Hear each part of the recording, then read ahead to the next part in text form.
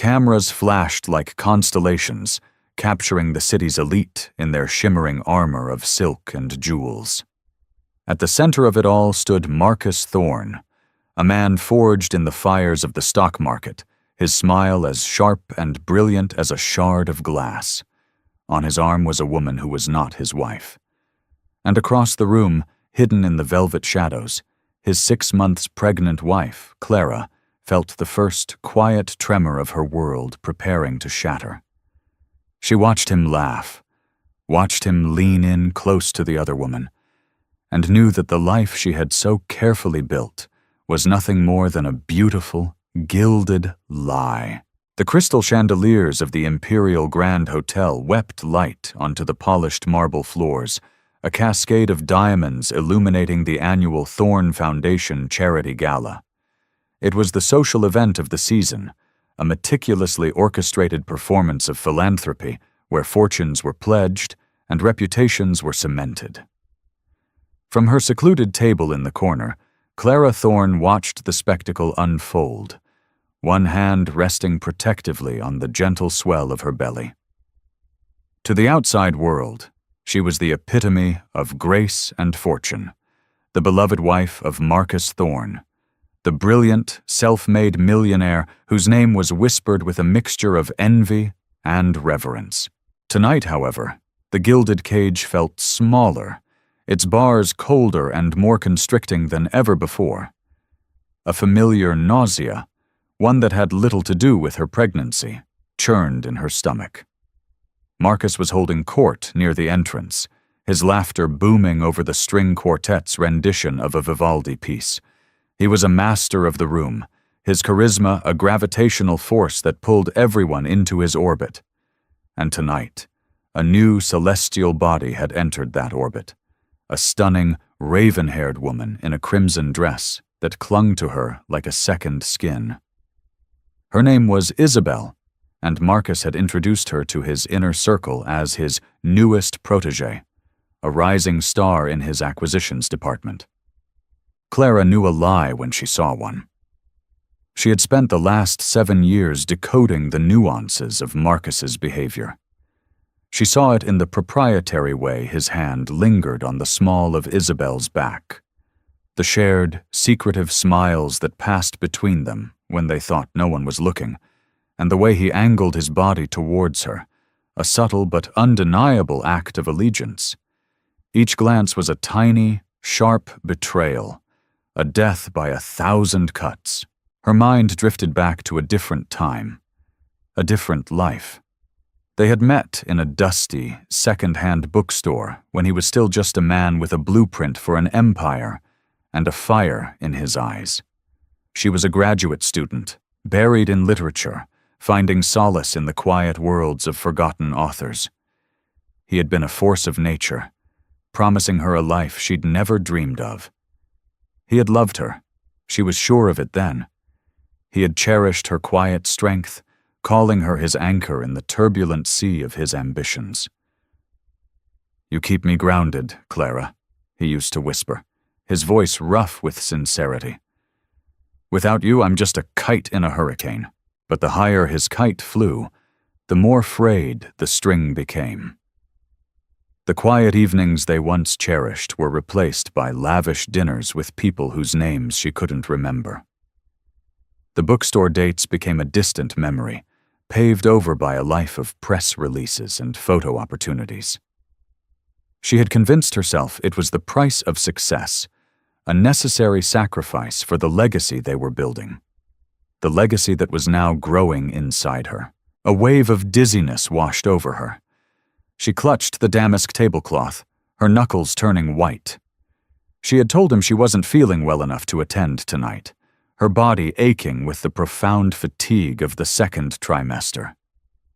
He had brushed off her concerns with a casual wave of his hand. "Nonsense, darling. It's our biggest night. The press will expect to see you. Just smile and look beautiful. You do that so well." It was a command, not a request, delivered with the same cool detachment he used when ordering his driver. He no longer saw her. He saw a prop, a necessary piece of stage dressing for the grand play of his life.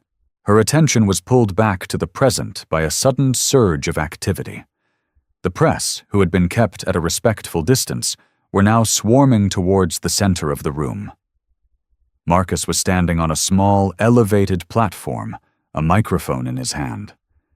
Isabel was right beside him, her expression a perfect blend of demure admiration and triumphant pride.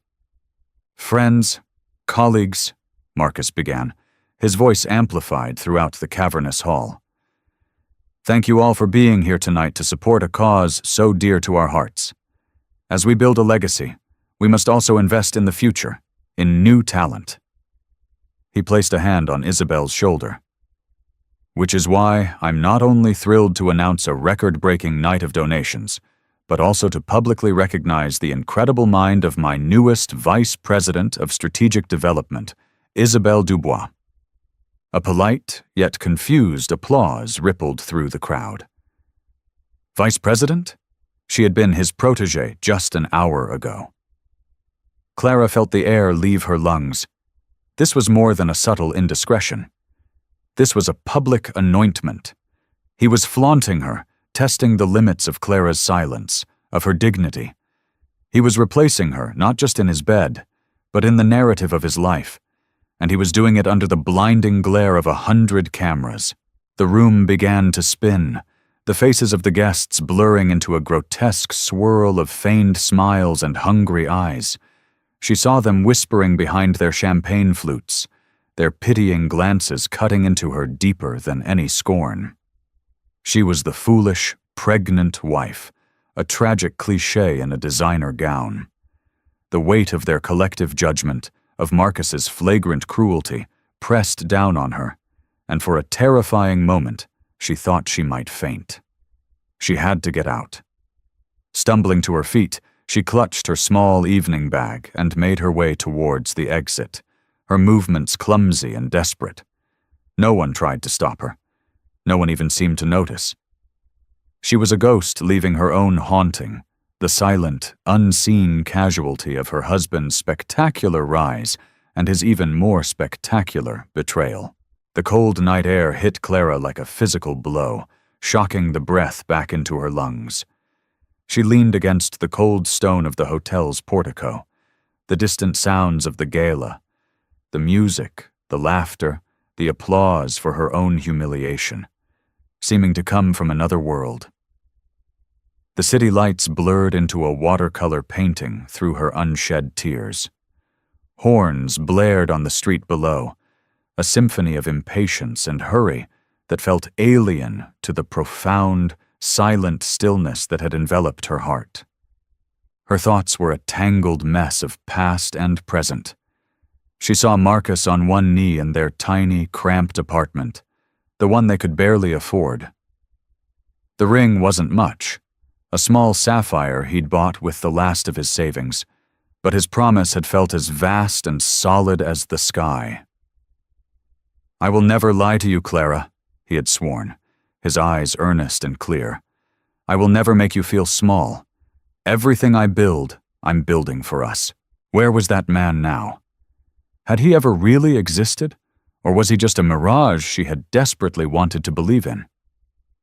The man in the ballroom, preening for the cameras with his mistress on his arm, was a stranger. A monster wearing her husband's face. He hadn't just made her feel small. He had tried to erase her entirely. A deep, primal fear, colder than the night air, seeped into her bones. It wasn't just about the betrayal. It was about survival. Her entire life was interwoven with his. Their home, their finances, their social standing. It was all under the name Thorn.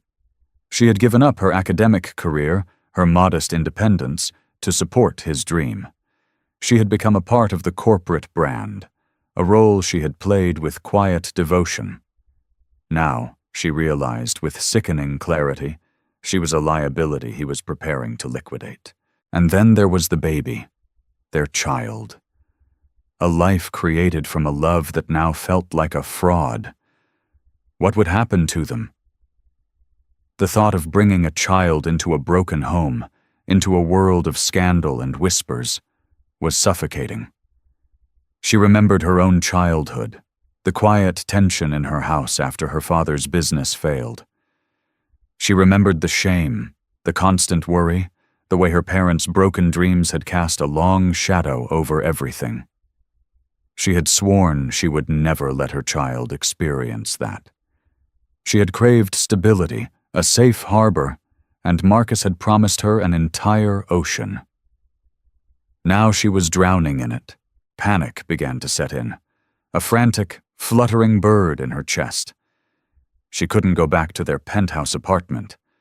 It wasn't a home, just the headquarters of her husband's life. She couldn't call her parents. Their quiet disappointment would be more than she could bear. Her friends were his friends, their loyalties bought and paid for by his generosity. She was utterly, terrifyingly alone. Her trembling fingers fumbled inside her clutch, searching for her phone. Her contact list scrolled by, a collection of caterers, event planners, and society wives. There was no one she could call, no one who would understand. And then her thumb stopped on a name she hadn't expected to see, Elias Vance. They had met a year ago at a tech conference. He was a titan of the industry, a legendary CEO known for his quiet brilliance and unwavering ethics, a stark contrast to Marcus's flamboyant showmanship.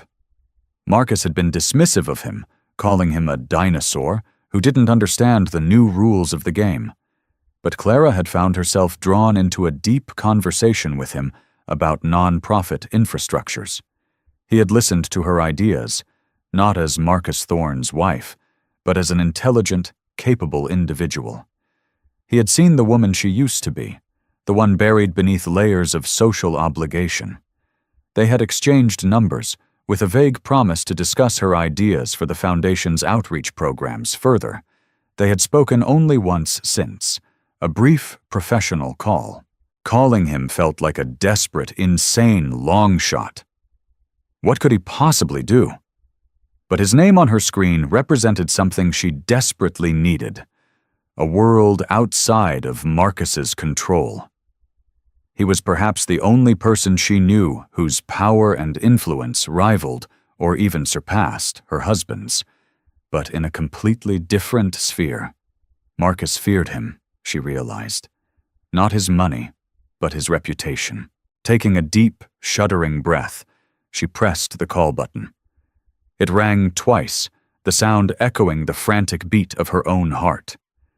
She was about to hang up, convinced this was a foolish mistake, when his voice came through the line, calm, steady, and unexpectedly gentle. "Clara, is everything all right?" He sounded concerned, not annoyed by the late hour. The simple question, the genuine note of worry in his voice, was her undoing. A sob escaped her lips, a raw, ragged sound. "No," she whispered, the word barely audible. "Nothing is all right." She didn't have to explain everything. He seemed to understand immediately. "Where are you?" he asked, his tone shifting, becoming more focused, more protective. "The Imperial, the gala. Stay right there. Don't go anywhere. I'm sending a car for you. It will be a black sedan, and the driver will know my name. Don't get in any other vehicle. Do you understand?" His instructions were clear and precise, a lifeline in the chaos of her mind. "Yes," she managed to say. "Good. We'll figure this out, Clara. You're not alone." He hung up, and Clara slid down against the cold stone pillar, the phone clutched in her hand. For the first time all night, a tiny, fragile flicker of something other than despair sparked within her. He hadn't offered platitudes or pity. He had offered a plan, a first step. As she waited in the shadows, watching the endless stream of luxury cars ferry the city's elite to and from their glittering lives, she knew her old life was over. The promise Marcus had made in that dusty bookstore was broken beyond repair. But as the headlights of a black sedan turned the corner, she wondered if, just maybe, a new one was about to be forged. The interior of Elias Vance's car was a sanctuary of silence and soft leather. It moved through the city's glittering streets with a quiet efficiency that was the antithesis of Marcus's flashy, custom-built sports cars.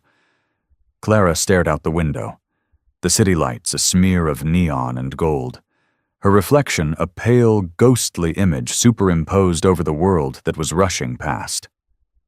The driver, a discreet man in a dark suit, hadn't asked a single question, simply holding the door for her and offering a bottle of water before retreating behind a wall of professional silence. Her mind was a whirlwind. For years, she had accepted Marcus's narrative of their life. He was the visionary, the architect of their success, and she was his devoted partner, the keeper of their home and hearth. He often told her how much he sacrificed for them, working late nights, taking risks, and bearing the immense pressure of his empire. He had framed her life of ease, the charity lunches, the designer wardrobe, the army of staff, as a gift he bestowed upon her. But now, the frame was shattered, and she saw the picture for what it was. It wasn't a gift, it was a cage. He hadn't been sacrificing for them. He had been sacrificing her for his own insatiable ego. She thought of Isabel's triumphant smile. This wasn't a simple, sordid affair.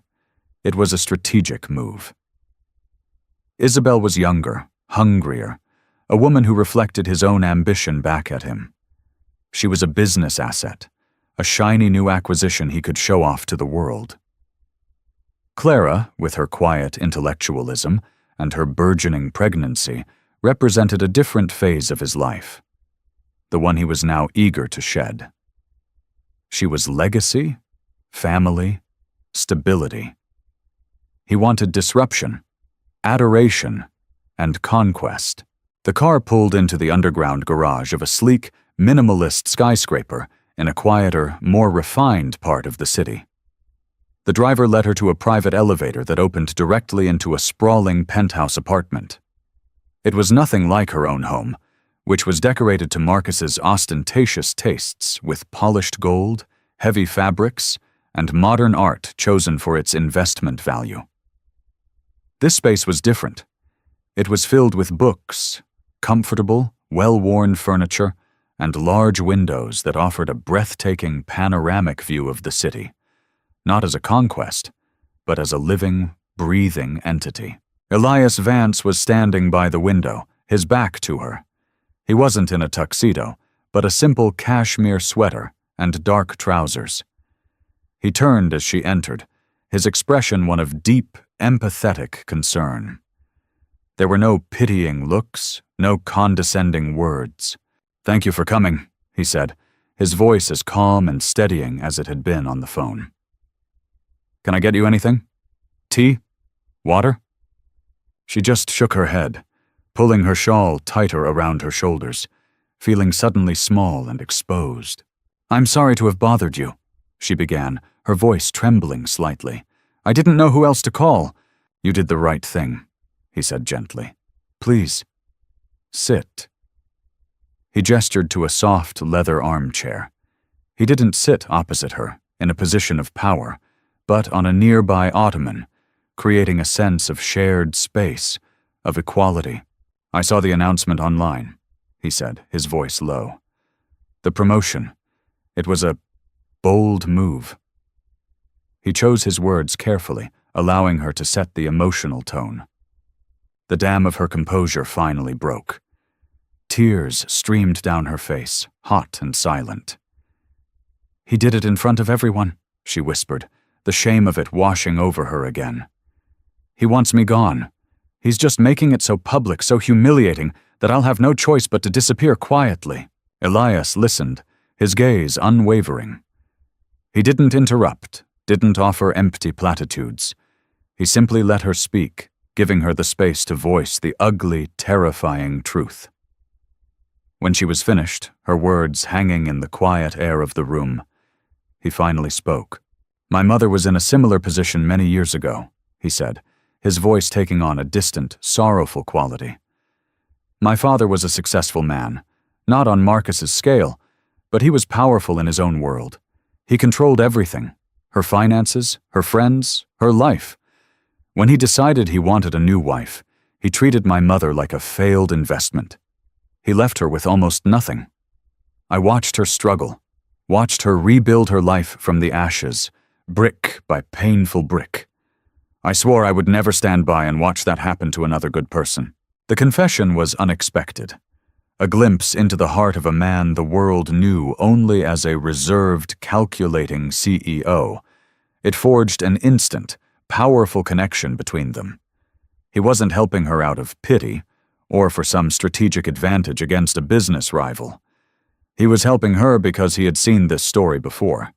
He knew how it ended if the protagonist was left to fight alone. "Marcus thinks he holds all the cards, Clara," Elias continued, his voice regaining its quiet authority. "Men like him, who build their empires on image and intimidation, have a critical weakness. They are pathologically terrified of being exposed for what they truly are. They can handle a private, messy divorce. They cannot handle a public reckoning." He leaned forward slightly.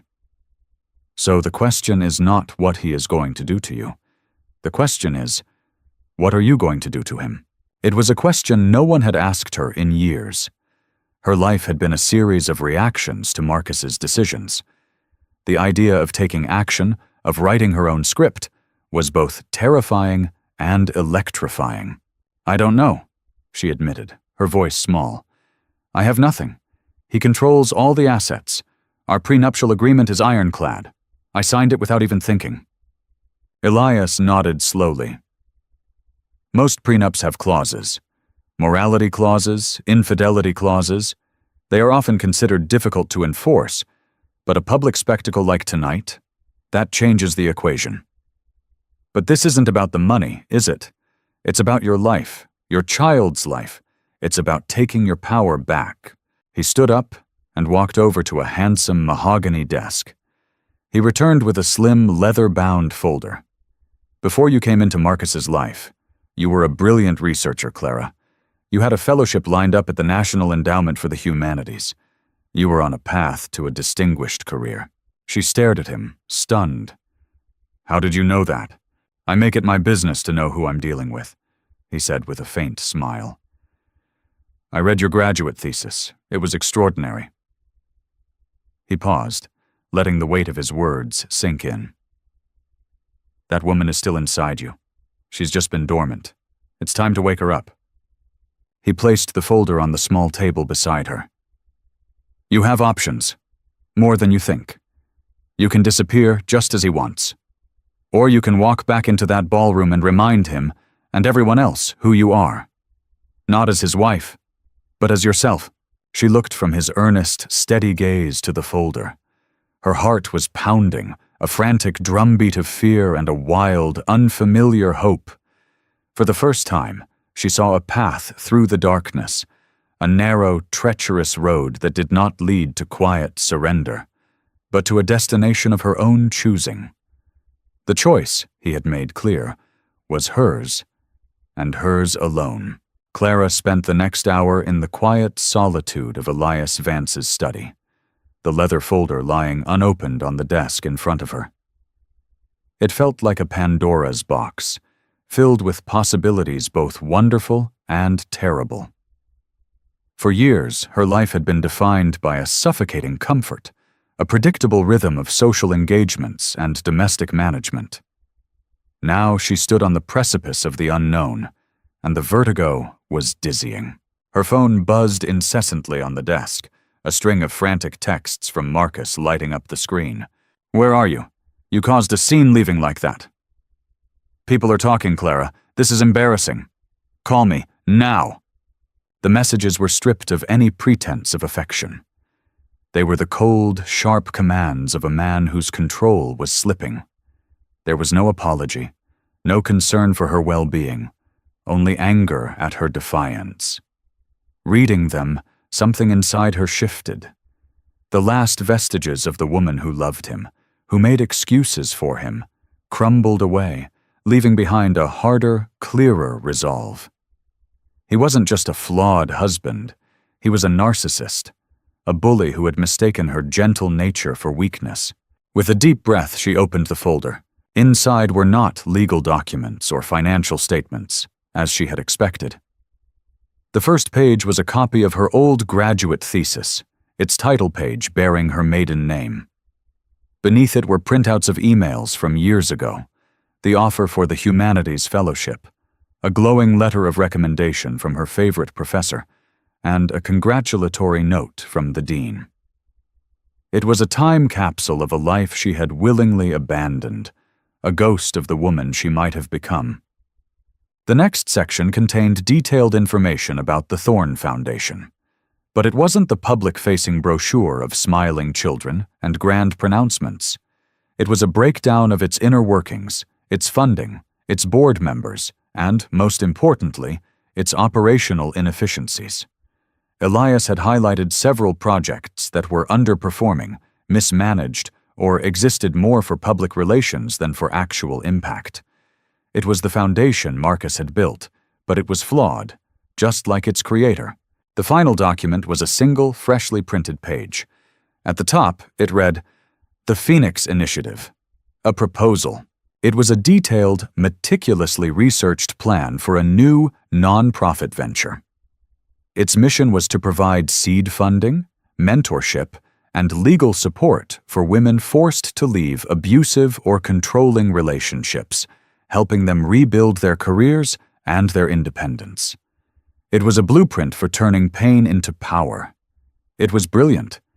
It was everything she believed in. And at the bottom of the page, under the heading Founding Director, was her name. Clara.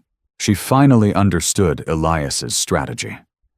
It wasn't about a messy, public divorce battle fought in the tabloids. It wasn't about destroying Marcus. It was about building something new. It was about redirecting the narrative, not as the scorned wife, but as a leader, a founder, a woman of substance reclaiming her own identity. The ultimate power move wasn't to take from Marcus, but to create something he could never touch. She stood up, her body thrumming with a nervous energy that felt less like fear and more like purpose. She walked to the large mirror in the study's adjoining washroom. The woman looking back at her was pale, her eyes red-rimmed and shadowed with exhaustion. But for the first time in a long time, she saw a flicker of the old fire in them. She smoothed her dress, reapplied her lipstick with a steady hand, and tucked a stray strand of hair back into her elegant chignon. She was putting on her armor. When she emerged from the study, Elias was waiting. He held out a hand, not to take hers, but to offer her the folder. "It's a bold idea," he said, his gaze searching hers. "It will require courage." "He left me with no other choice," Clara replied, her voice low but firm. She took the folder. "He expects me to run and hide. He expects tears and hysterics. He won't be expecting this." "No," Elias agreed, a glimmer of admiration in his eyes. "He won't." He glanced at his watch. "He'll be making his keynote address soon, the grand finale of his triumphant evening." "Then I suppose we shouldn't be late for the performance," Clara said, a wry, humorless smile touching her lips. The ride back to the Imperial Grand Hotel was different. The silence was no longer one of sanctuary, but of anticipation. It was the quiet of a storm gathering force just over the horizon. When they pulled up to the grand entrance, the valets and doormen stared, their expressions a mixture of surprise and confusion. The disgraced wife had returned, and she was not alone.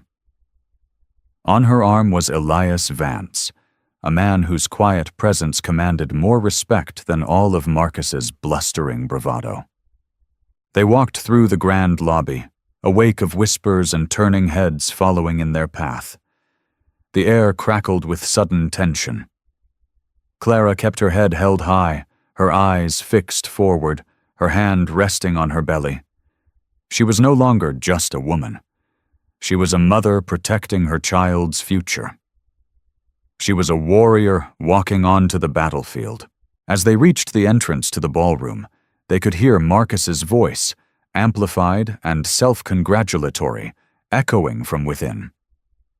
And it is this commitment to family, to legacy, and to building a better future that is the cornerstone of the Thorn Foundation, and indeed the cornerstone of my life. Clara paused, her hand on the ornate brass handle of the door. She looked at Elias, a silent question in her eyes. He simply nodded, a look of unwavering support on his face. He was her ally, her witness. But this was her fight. She pushed the door open and stepped back into the lion's den. The entire ballroom seemed to hold its breath. Every head turned towards the entrance as Clara and Elias stepped into the light. The change in the room's atmosphere was instantaneous and palpable. The polite murmur of the crowd died away, replaced by a thick, expectant silence. On the stage, Marcus faltered mid-sentence, his practiced, charming smile freezing on his face. His eyes locked on Clara, then flickered to the man standing beside her. Raw, unfiltered shock registered first, quickly followed by a dark, possessive fury. For a moment, the world seemed to move in slow motion. Clara could see every detail with crystalline clarity, the way Isabel's hand tightened on Marcus's arm, her mask of triumph slipping to reveal a flash of insecurity. The greedy, excited glint in the eyes of the journalists, who were already raising their cameras. The shocked, fascinated faces of the city's elite, who were witnessing the implosion of the perfect power couple. Marcus recovered quickly, his media training kicking in. He gave a tight, forced laugh. "Ah, there you are, darling," he said into the microphone, his voice dangerously smooth. "I was getting worried. Had to get some air, I assume?" He was trying to reclaim the narrative, to paint her as an emotional, unstable, pregnant woman. But Clara didn't follow his script. She didn't rush to his side or shrink under the weight of 1,000 stares. Instead, she began to walk slowly and deliberately towards the stage, Elias a half step behind her, a silent, immovable guardian. She didn't look angry or hysterical. She looked serene, her composure an unnerving counterpoint to the raw tension in the room. Marcus's eyes narrowed. "Clara, what do you think you're doing?" he hissed, his voice low enough that only those on stage could hear, but the microphone picked up the menacing edge. He took a step forward, as if to intercept her, to physically remove her from his spotlight. It was then that Elias moved, not towards Marcus, but simply positioning himself at the foot of the small stage, a subtle but unmistakable barrier. He didn't say a word. He didn't have to. His presence alone was a checkmate. Elias Vance was not a man to be trifled with, and his silent support for Clara sent a clear message to everyone watching. She was not to be touched. Clara stopped directly in front of the stage, looking up at her husband, the man she once loved, the father of her child. She felt a pang of sorrow, not for the life she was losing, but for the man he had failed to become.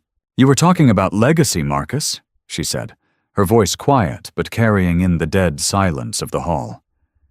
It was steady, devoid of the tears he expected. "You were talking about family and building a better future." She paused, letting the words hang in the air. "I remember when we used to talk about those things, in our first apartment, when all we had was a dream and each other.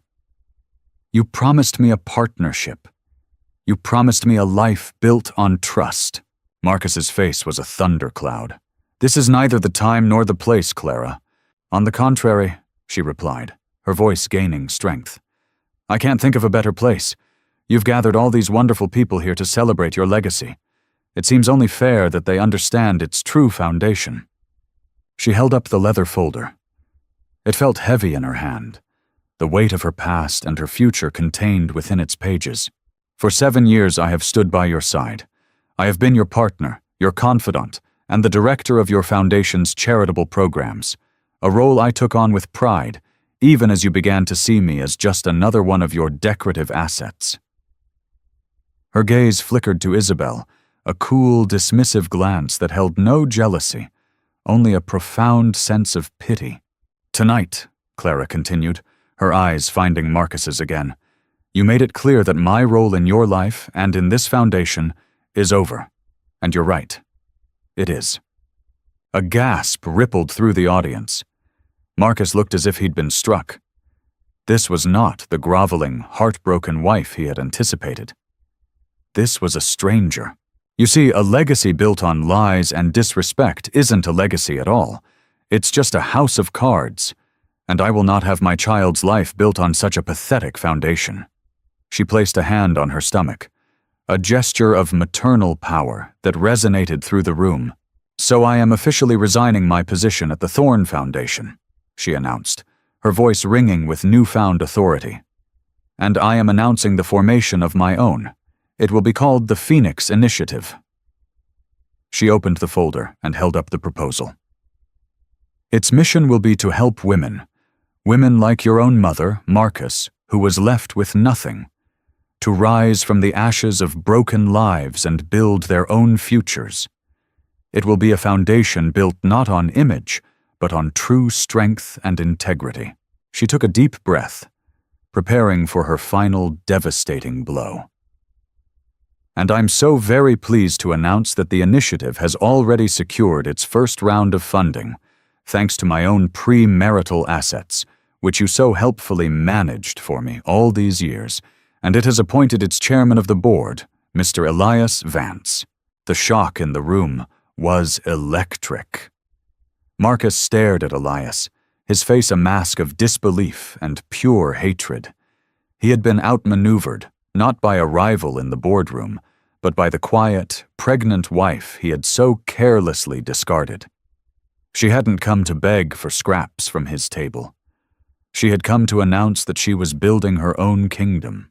Clara turned her back on her husband, on the shattered remnants of his perfectly curated evening, and faced the crowd and the flashing cameras. For the first time all night, she smiled. It was not a smile of malice or revenge.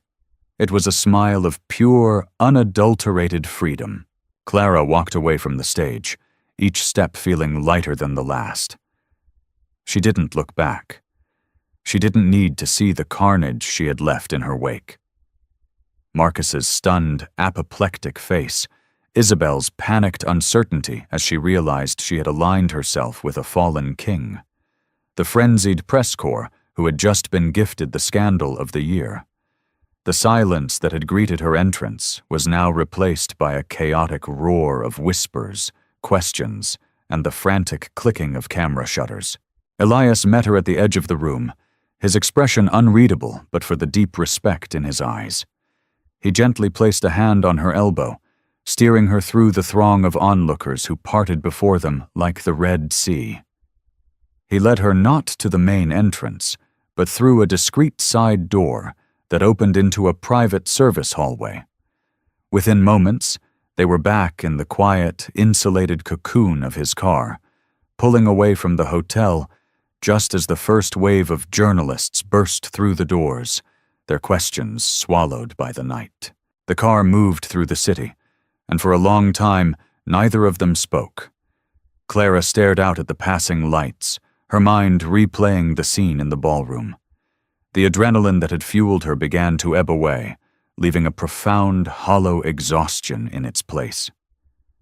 The weight of the past 7 years, of the love and the lies, the hopes and the heartbreaks settled upon her. And then the tears came. They were not the desperate, fearful tears of the woman who had fled the gala hours earlier. These were different. They were tears of grief for the man she had once loved and the life she had thought they would build together. They were tears of release for the shedding of a role that had never truly fit, and they were tears of a fierce, terrifying joy for the unknown future that was now entirely her own. She wept silently, her shoulders shaking, mourning the end of one life and the violent, beautiful birth of another. Elias remained silent, a comforting, steadfast presence beside her. He passed her a handkerchief from the glove compartment, a simple, kind gesture that meant more than any words could say. He let her cry until the storm passed, leaving a quiet, fragile calm in its wake. "He will fight you," Elias finally said, his voice gentle as he looked out at the road ahead. "He won't let this go. His pride won't allow it." "I know," Clara whispered, her voice hoarse. "But he's not fighting the same woman he humiliated tonight. She doesn't exist anymore." Back at the Imperial, Marcus Thorne was living through the worst hour of his life. His carefully constructed universe had been detonated, and he was standing at ground zero. After Clara's departure, the gala had descended into chaos. His largest donors were making quiet, hasty exits, their faces unreadable masks of disapproval. His board members avoided his gaze. He tried to laugh it off, to regain control, but his voice was drowned out by the din of speculation. He grabbed Isabel's arm, his fingers digging into her flesh. "Get rid of them," he snarled, gesturing at the reporters. "Say something, a no comment." Isabel looked at him, her beautiful face pale with shock and a dawning, horrified realization. She was not his partner. She was his accomplice. Her promotion was now inextricably linked to his public downfall. She pulled her arm away from his grasp. "This is your mess, Marcus," she said, her voice trembling. "You fix it."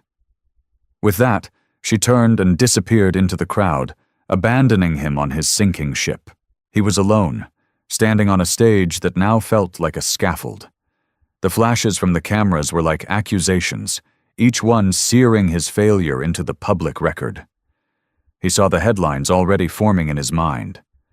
Thorne's empire crumbles, wife's shocking revenge, millionaire mogul humiliated. The legacy he was so obsessed with building had been redefined in the space of 5 minutes, not by a market crash or a corporate rival, but by the wife he had so gravely underestimated. His phone buzzed with a notification. It was the first of many online news alerts. The story was already breaking. The fallout had begun. 6 months later, the opulent, sun-drenched penthouse that had once been Clara's gilded cage was a distant memory. She now lived in a charming, light-filled brownstone in a historic part of the city, a place she had chosen and furnished herself. The walls were lined not with investment art, but with overflowing bookshelves and photographs of the people who mattered. Her parents, her oldest friends whom she had since reconnected with, and Elias. The Phoenix Initiative, once just a proposal in a leather folder, was now a thriving reality. Its headquarters, located in a modest but modern office space downtown, was a hive of activity. Clara, now heavily pregnant and radiating a vibrant, focused energy, was a natural leader. She moved through the office with purpose, her days filled with grant proposals, client meetings, and strategic planning sessions. She had discovered that the skills she had honed as the wife of a CEO, managing complex schedules, negotiating with vendors, and speaking eloquently at public functions, were the very skills she needed to run her own organization. She had been a CEO in training all along. She just hadn't known it. The legal battle with Marcus had been as brutal as Elias had predicted. Marcus had thrown his army of high-priced lawyers at her, contesting the prenup, trying to freeze her assets, and painting her in the press as an unstable, vindictive opportunist. But Clara, with Elias's quiet guidance and a formidable legal team of her own, had refused to break. She fought back, not with mudslinging, but with facts and unwavering dignity. The very public nature of Marcus's infidelity, witnessed by hundreds of the city's most influential people, had made his position untenable. In the end, he had been forced to settle, releasing her premarital assets and providing a substantial, court-ordered trust for their unborn child. He had lost far more than money. He had lost his air of invincibility. His company's stock had plummeted after the scandal, and his reputation was in tatters. Her relationship with Elias had evolved into a deep and profound friendship. He was her chairman, her mentor, and her most trusted confidant. There was an unspoken chemistry between them, a gentle current of affection and mutual admiration, but they never acted on it. Clara needed time to heal, to find her own footing, and Elias, with his innate decency and respect for her journey, understood that. He was content to be the anchor in her harbor, giving her the support and space she needed to become the woman she was always meant to be. One crisp autumn afternoon, a week before her due date, Clara sat in her new office, looking over the application of the first woman who would receive a Phoenix Grant. She was a talented architect who had been forced out of her career by a controlling husband. Reading her story, Clara felt a powerful sense of connection and purpose. This was her legacy. Not a name on a building, but a chain of empowerment, of women helping women rise. Her assistant knocked gently on the door. "A package was just delivered for you. By courier." It was a small, elegant box. Inside, nestled on a bed of velvet, was a simple, delicate necklace with a small sapphire pendant. It was an exact replica of the engagement ring Marcus had given her all those years ago. Attached was a handwritten note on his personal stationery. "I was wrong," the note read. "I destroyed the best thing that ever happened to me. I see that now. The man who gave you the original ring, the one with dreams and a heart, I don't know where he went. I hope, for the baby's sake, you'll let me be a father. I hope one day you can forgive me." Clara held the necklace in her hand, the cool stone resting in her palm. The apology was there, the words she had once longed to hear. But they felt hollow, like a message from a ghost. It was the plea of a man who was mourning his own loss, not the pain he had inflicted. She thought of the journey she had been on, the strength she had discovered within herself, the new life she had built from the ruins of the old one. She didn't feel anger or even sadness. She felt a quiet, resolute peace. She closed the box and slid it into her desk drawer, unanswered. She had already forgiven him, not for his sake, but for her own. Forgiveness was the final step in letting go. But letting go did not mean letting him back in. Her future was not a reclamation of the past. It was a blank page, and she was the only one who held the pen. 2 years passed. The Phoenix Initiative grew from a fledgling startup into a nationally recognized force for change, its success stories featured in magazines and news programs. Clara Thorne, she had kept the name, not as a link to Marcus, but as a brand of her own making, a symbol of what she had overcome, was now a respected voice in the world of philanthropy and women's advocacy.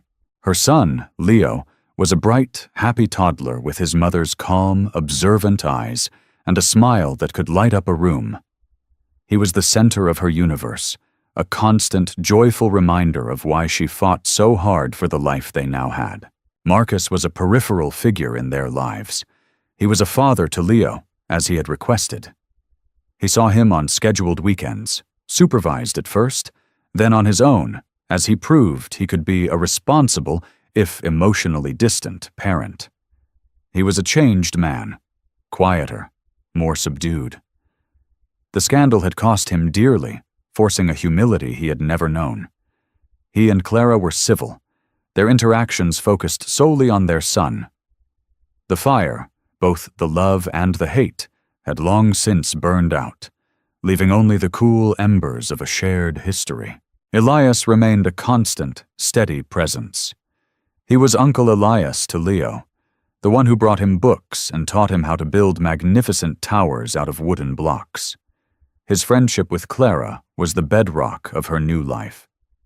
The unspoken question of what if still hung in the air between them sometimes, in a lingering glance or a shared laugh.